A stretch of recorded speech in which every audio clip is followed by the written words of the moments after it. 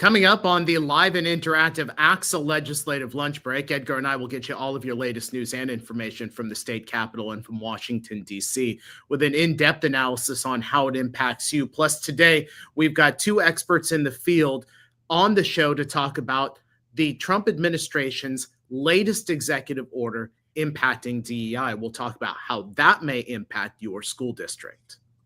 The ACSA legislative lunch break starts now.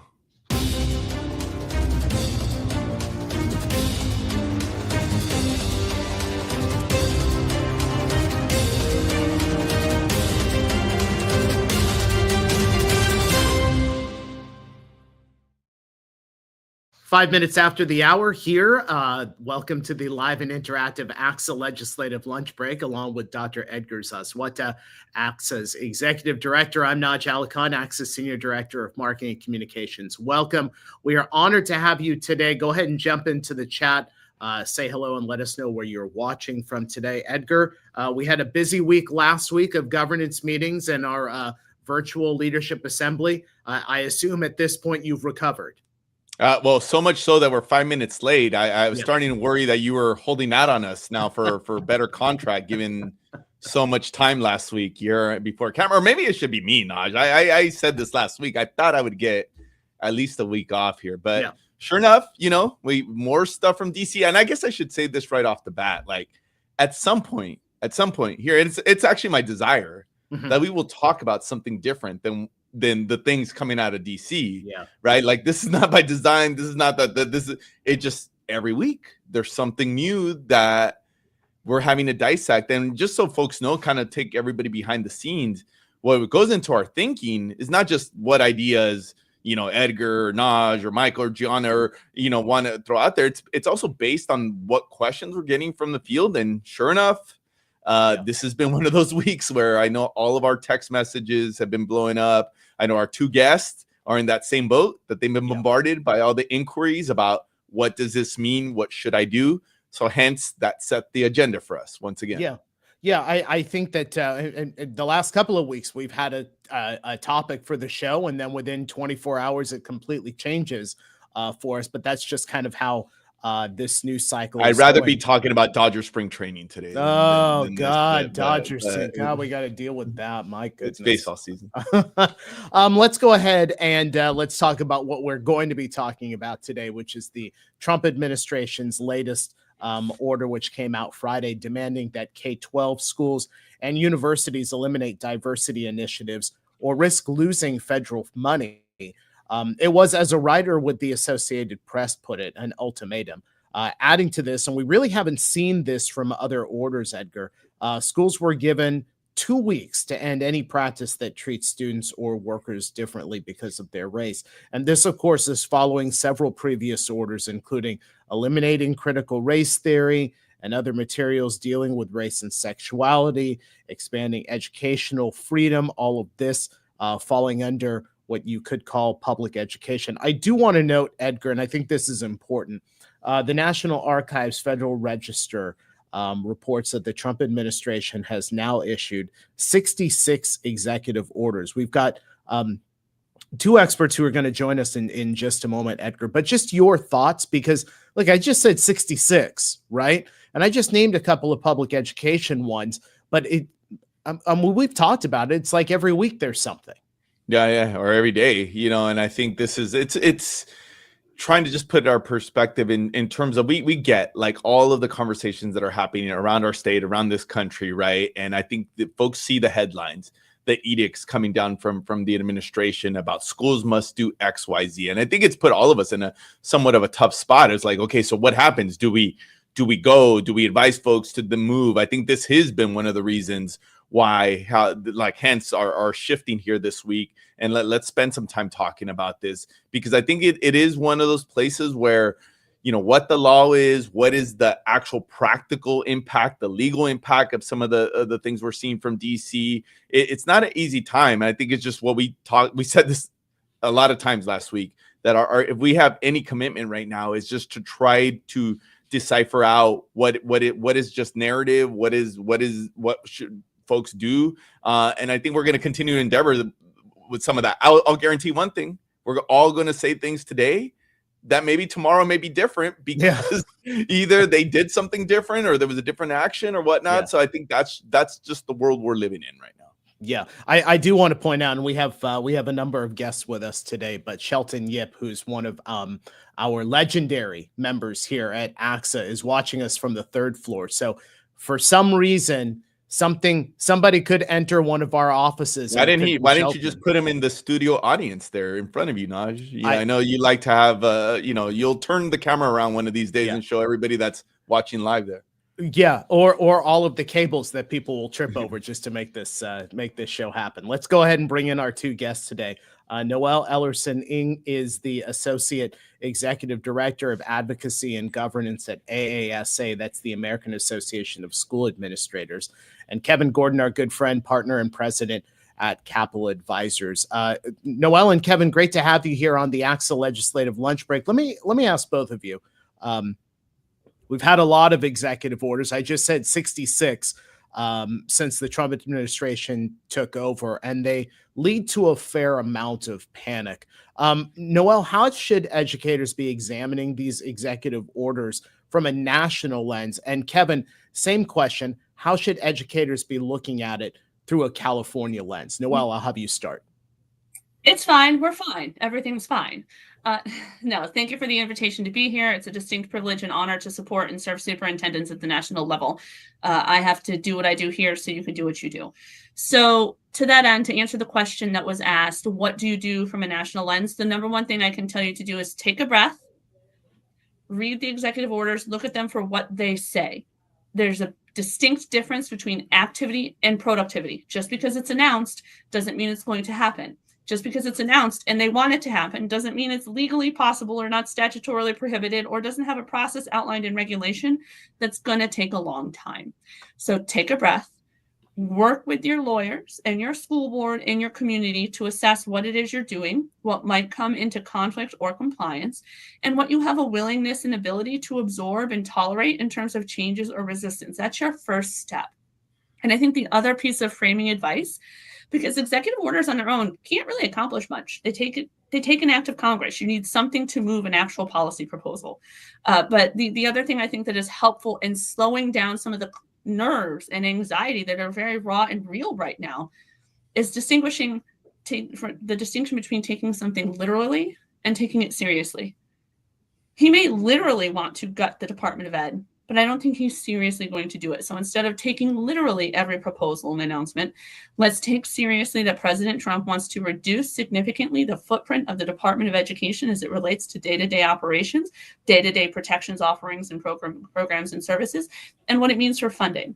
And then we're saving our attention and real effort for things that we can respond to, things that have legislative traction, regulatory traction that could be forced with implementation.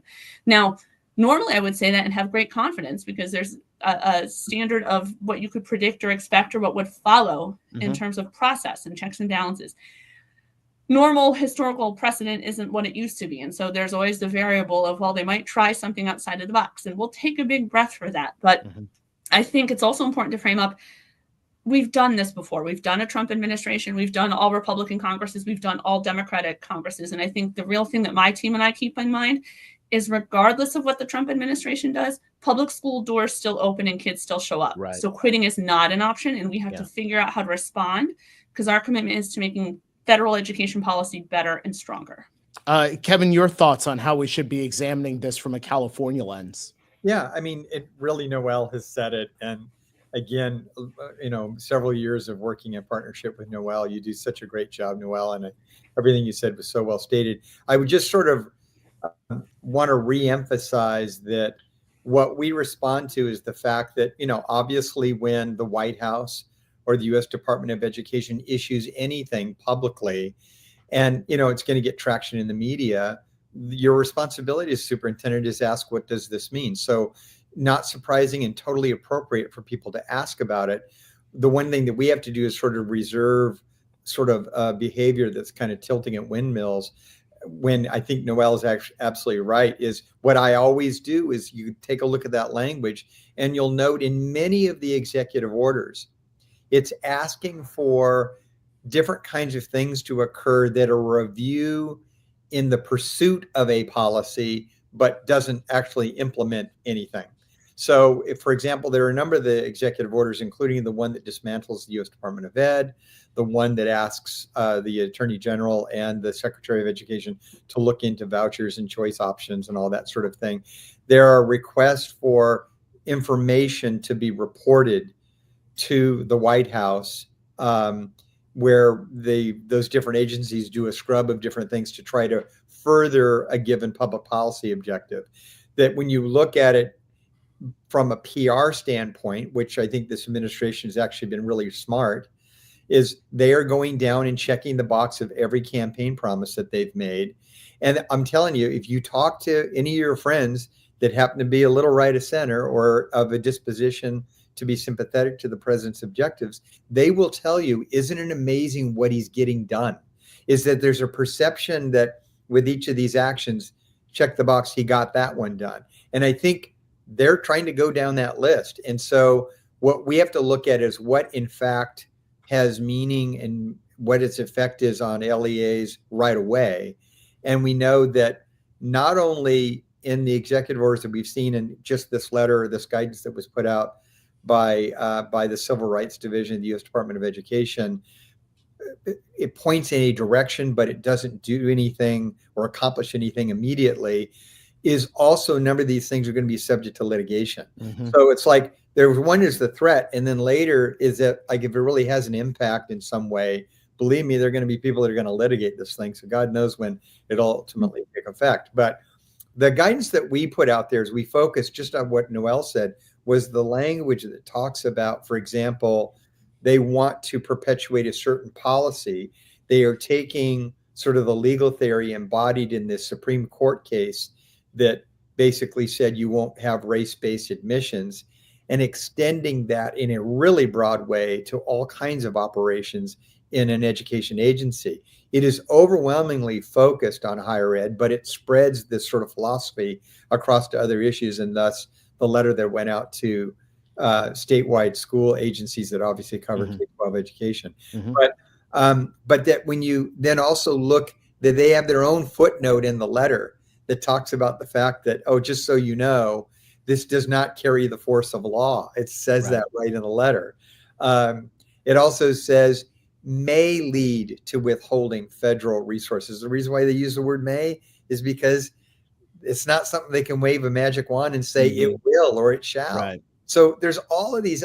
Noel, your point is just so perfect, and you see it in every single one of these exec orders, is that read the language, and it'll make you relax a little bit. Then the other thing is the vast majority of our K-12 school districts probably have nothing to worry about, because when you look at your operations generally, you're pretty much compliant with all of the things I think they actually want. Mm-hmm. Now, if you got a club on campus that's I was using an example earlier today. My wife is Colombian, so my kids started a Colombian club. The fact is every kid can be in it. And so there are certain sort of guideposts, right? And if you're doing something that's exclusive of others, that kind of a thing, you have to be careful. And we're going to have lots of different examples of this. But for the time being, I just don't think there's a lot to worry about. And we'll definitely be letting you know if it ultimately reaches like a legislative point or something mm-hmm. that ends up kind of be reflected actually in law. Mm-hmm. I appreciate both of you, Noel and Kevin. But I mean, just case in point, I know others said just when we got these guests, I think within the last couple hours, I've gotten emails from both of you, right, trying to help the field in terms of what this means. And I think couldn't be more timely as we're trying, and we're going to repeat this a couple times because that's the one takeaway we want today, to have people understand, hey, at least today, when we're talking today, like Kevin said, this could change if it moves in a direction, but what does this practically mean today, and what do I actually have to do about it today? So let's dig in a little bit there. Noel, first of all, thank you. I know you are all in pre-conference season here. Looking forward to joining AASA in New Orleans here in next week, couple weeks. Did you hear that, Noel? He's excited to be going to New Orleans. He's excited to be getting worse places. So he's excited to get out. Is excited to continue leadership of superintendents regardless of the state he's in. Yeah, you see, she's good. She's good. Let me dig in. Now, we talked about the executive orders holistically, Kevin got into, and you mentioned the action on Friday, the Dear Colleague letter, the OCR guidance. So we have gotten this inquiry a number of times. What should we do? We already know there's conversations. I'm sure there's school boards out there who are now considering, should I get rid of X program? Should we think about, this specific group on campus, because now the federal government has put this deadline, of I must act in 3 weeks. Just to reiterate, specifically on the Action Friday, what is the advice to the field? Yeah, on the heels of the OCR guidance out Friday, we're jokingly referring to it as the Valentine to America's public schools. Higher ed and K-12. I think, again, it's important to take a breath, because the enforcement mechanism that theoretically OCR would use is established in regulations, and it's not an overnight process. And so there would be room to anticipate what that would look like. And I have to caveat all of this with that I am not a lawyer. This is not legal advice. Ultimately, the decision on what to do has to be answered at the district level, because it's not just the superintendent. It's the superintendent with a board and its community. Some communities will be in states that have policies that cover this and require you to do it anyways. And other cities and communities and states don't have cover, and it's a different type of risk. And your community will have a different willingness and ability to navigate that risk. One thing we are talking about, though, specific to the OCR guidance, it is a very heavy-handed threat to educators who are used to following rules and doing what is right and doing what is told on the heels of a historical experience with federal policy that is aimed at supporting schools, not policy that is aimed at gutting schools. And so one of the things we want to keep on the front of people's minds is, you might think that proactively going through and removing programs and services and offerings to be in compliance is good. But what happens if we get 3 to 6 months down the road and they don't do enforcement either? Because, look at the OMB memo that was pulled back in 24 hours, right? What if we get 2 weeks into this and they decide that we don't actually want to enforce it, we can't enforce it, it's a huge cost to enforce it? All those districts who might have cut and gutted those programs, I would argue that in the current environment, it's going to be much harder to put them back into place. And another thing to keep in mind is the both and nature of these Trump proposals, right? President Trump wants to get the federal government out of education. He wants to return it to the states, but then he has an executive order that talks about curriculum mandates. You can't get it to the states and still be serving as the nation's school board, right?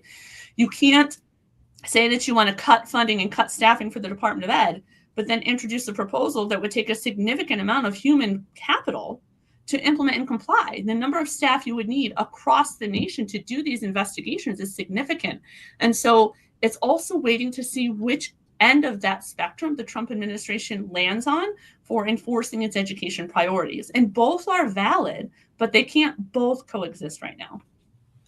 Kevin, let's turn, and you saw in the comments, people are asking what, like Title I, IDEA, one of the things I know we've been talking to our state officials here, and, I think they're all trying to have the right response, if any, right? And this is, I think people can appreciate, right? Especially coming from California, that we just have to be mindful about what we're saying, and we can't respond to every single thing. But now, with that said, I think it's like it was today, people are in need of guidance. Maybe just put some context to us on the federal funding piece. I know that is the biggest concern. Can they go after all of these federal streams of dollars? And maybe you could even give us some context of how the federal funding works. And that it's not as easy to press a button that says District X in California, you're not getting yours anymore, right? But there's some legit questions. Yeah. So, a couple of things. I wanted to come back really quick, though, to revisit the issue we were talking about. Note that the communication was sent out to states. And again, DC has this funny thing of looking at local control as sort of states have this authority, is that the letter was transmitted to state. I got one question from an LEA about whether or not we can expect anything coming from CDE to the field. And I'm expecting the answer to that is yes, that they'll be talking about how they expect to proceed. That little 14-day little egg timer that went on is going to be, asking them to enforce that this all goes into effect. So I imagine we're going to get some communication from Tony Thurmond and CDE about how they view this, what their expectations are, whether Bonta tries to do something legally or whatever. But there is another sort of page to this, and that is going to be the state's role having gotten this communication. So we'll see what they do. But I think school districts are not unwise to sort of take a look at what's in the letter take a look what's going on in your own district and sort of make an inventory of any issues that you think, are issues that you might want to be paying attention to. But as far as any other serious action, I think Noel really said it best, which is that there's going to be a lot more to this later, that you don't want to have to go reinvent the wheel. So I would wait till you get a little bit more guidance from folks about what might be forthcoming. But you hit on an issue, Edgar, that's important, and I know Noel probably feels the same way I do about it. I've been way more concerned than these executive orders about what the debate is in Congress with regard to the budget, the reconciliation process, and a little bit on impoundment.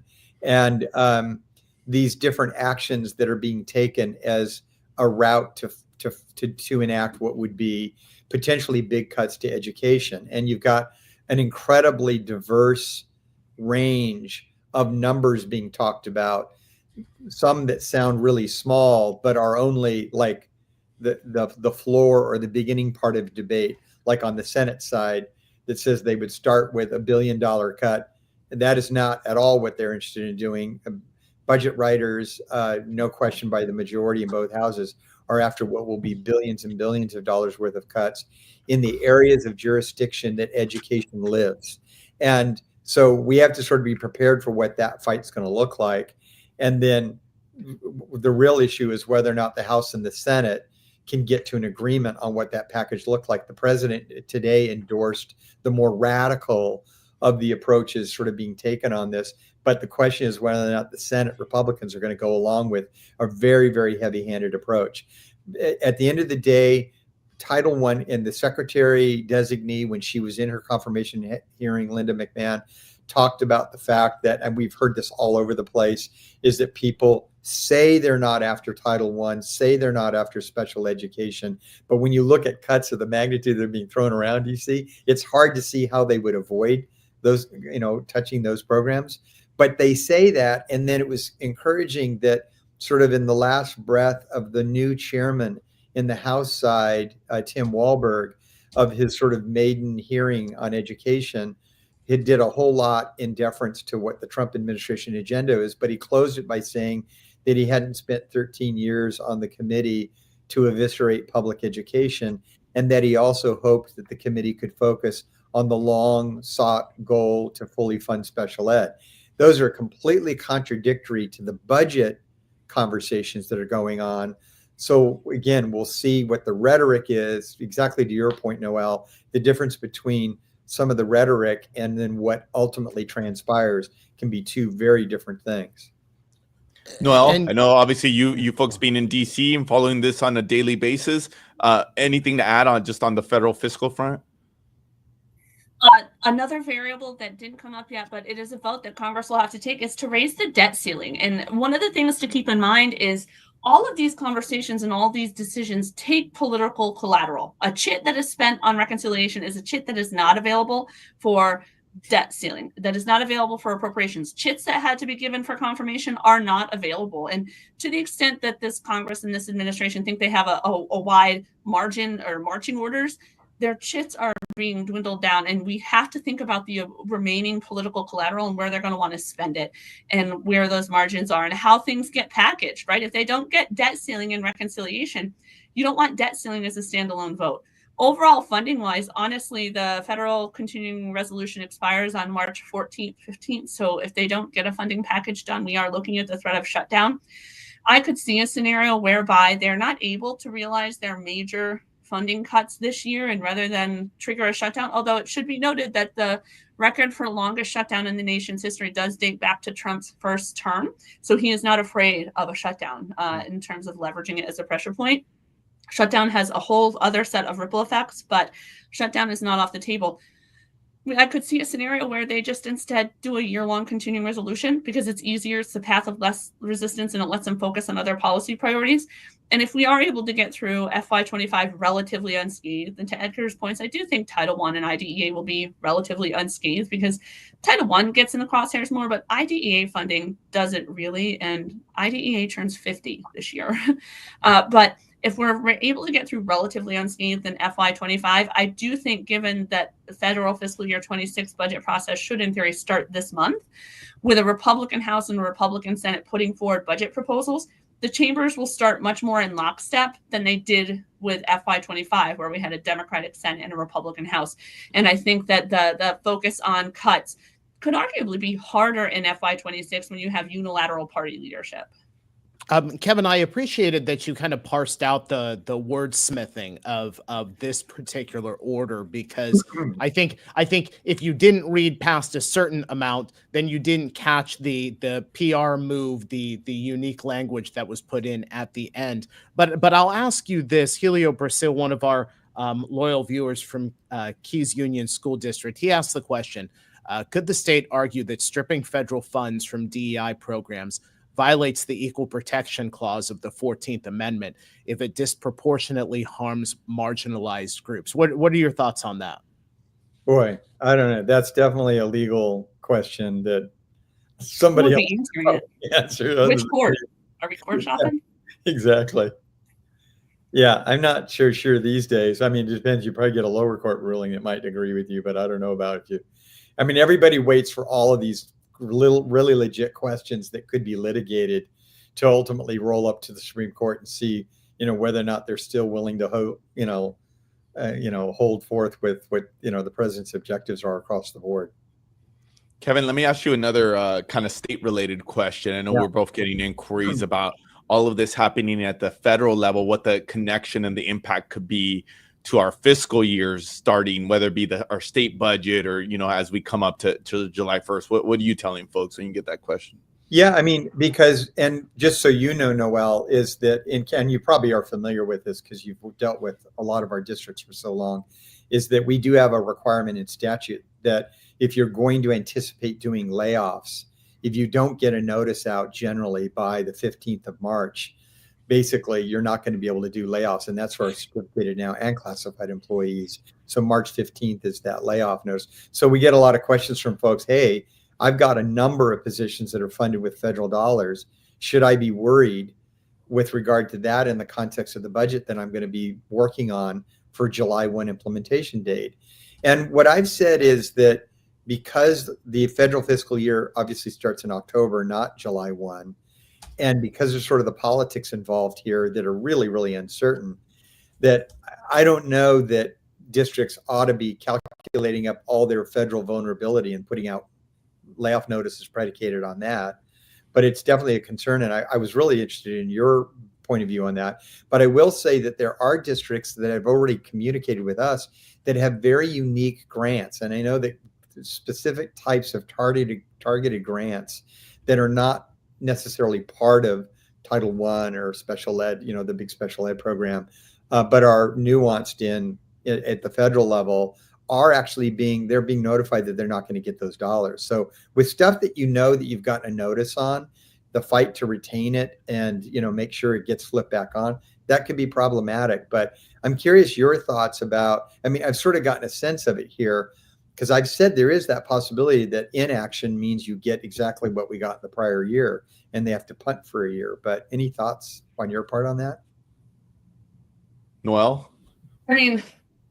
Level funding, a year-long CR is sometimes my best friend, right? We've had a continuing resolution every year since at least 1998. And in the years of deepest threat of cut, I want a level CR because the CR is not cuts.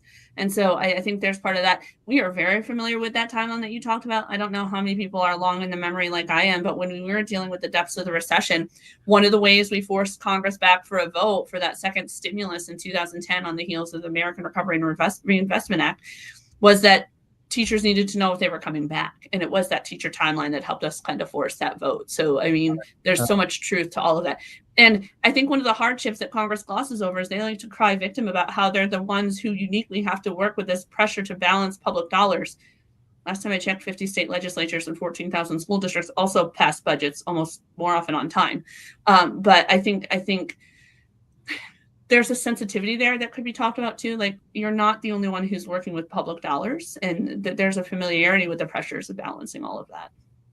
Let me ask you guys both this question, and Kevin, I'll have you start. Helio asks the question, what role can school districts, advocacy groups, and legal experts play in countering this policy and ensuring inclusive educational environments remain intact? You are, you've helped us organize advocacy trips in the past. How would you answer Helio's question? Yeah, I mean, honestly, our best arguments with, and it's one Republican by one Republican, right? And Helio is in an area of the state where they do have bipartisan representation in the Central Valley, and so to get to the people that have power right now, which is not the Democrats, and echo issues that resonate with them, which is that they're really sympathetic to local control. And Noel had mentioned this earlier, that some of the messages coming out of Washington, D.C. are in conflict with each other. It's one message is about wanting to kind of control everything that's happening in public schools, and another is about local control.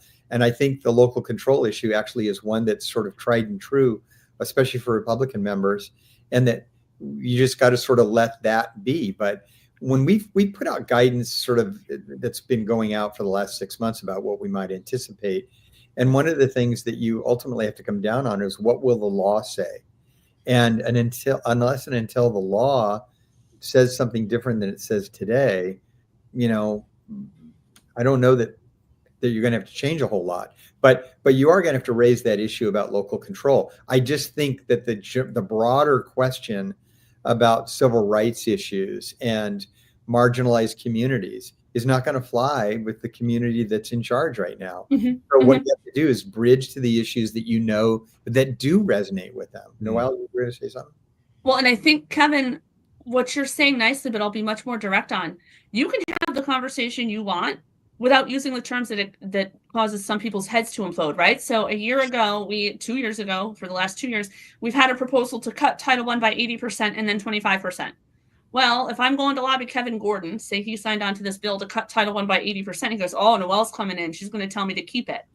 Well, so I'm not going to talk to Kevin Gordon about Title I. What I did instead was I bought a data set of every school district budget in the nation. I analyzed it for federal, state, and local share, and then highlighted by congressional district to show them how many districts in their district were disproportionately reliant on federal dollars.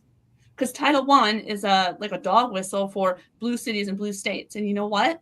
Blue cities and blue states do get a high nominal value, but denominators matter. And when you put it in context, federal share is actually disproportionately larger in red states and red districts. And I don't need to get them to my position. If I can just get them to neutral, it works. So you know what? Maybe we can't talk about race, but we all know that low income is sometimes, unfortunately, still in this country, a proxy that doesn't fall under the same ire and draw the same fire. And so do we instead really focus on our poverty indicators to see where our need is, to ensure that we're targeting resources where need is until we can not have to rely on a diluted proxy as much. I mean, it's not good, but it could be less bad. And so the debate 101, don't answer the question you're asked, answer the question you want. Advocacy 101, have the conversation you want, but figure out the terms that can get you in the door for a meaningful conversation. That's my and Kevin's professional responsibility. How to have the conversation we want to have that our intended targets can hear and respond proactively to. Noelle Ellerson-Ng, the Associate Executive Director of Advocacy and Governance at ACSA, and Kevin Gordon, Partner and President at Capital Advisors. Noelle and Kevin, great having you both here on the show. Look forward to having you next time. Great. Thanks a lot. Thank you both. Have a good one. Thank you. Thank you. Folks, let me tell you a little bit about couple of events that we have coming up here at ACSA that really kind of play into exactly what this conversation has been about. Our Equity Institute coming up in Berkeley, March 12th through the 14th. And then our Lead with Pride, that is coming up in our Lead with Pride Symposium. There's information right there on the Equity Institute. Again, March 12th through 14th at the Doubletree in Berkeley. And then our Lead with Pride Symposium in Anaheim that comes your way April 30th through May 2nd. More information on both of those. Of course, you can scan the QR code, or you can go onto our website, ACSA.org/professional-learning to learn more about both of those events and all of our professional development. Folks, if you missed our ACSA Leadership Assembly last week, we had two really interesting pieces back to back.